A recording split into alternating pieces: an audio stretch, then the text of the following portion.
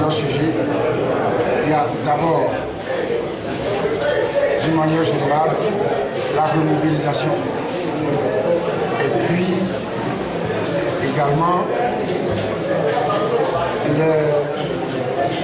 la préparation des élections locales, les municipales, dont la révision des listes a commencé dans la zone 1. Et il s'agit d'abord de remercier et féliciter les militants et responsables des fédérations et des associations pour la bonne tenue du parti à cette occasion. Et puis également, nous avons parlé de tentatives pour les manœuvres de déstabilisation dont le parti est l'objet. On entend parler de démission, on entend parler de défection. Tout ça, ce sont des choses normales dans un parti vivant. Les manœuvres de déstabilisation montrent que le pouvoir en place n'est pas tranquille avec l'ANC. L'ANC fait son travail d'opposition réel. Le reste ne doit pas nous impressionner, nous intimider. Et nous avons bien constaté, même avant que je prenne la parole, les messages des militants, les messages des fédérations allaient déjà dans ce sens. Pour dire que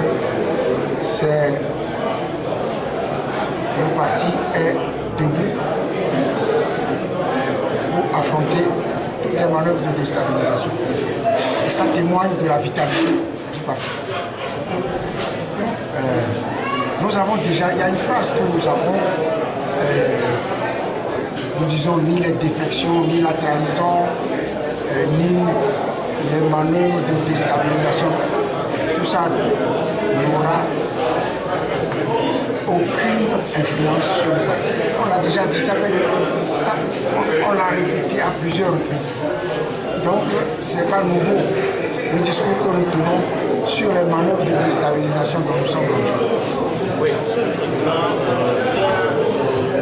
24 heures, la révision des listes électorales dans la zone 1 pour les municipales et internes, juste après la prolongation de 24 heures.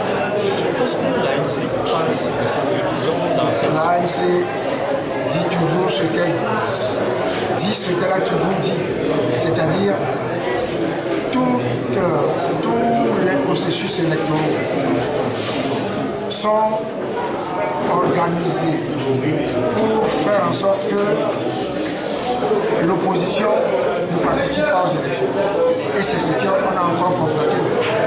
Et on a écrit à la CENI, on a écrit au gouvernement, mais ils font ce qu'ils veulent pour nous empêcher de participer aux élections dans les meilleures conditions.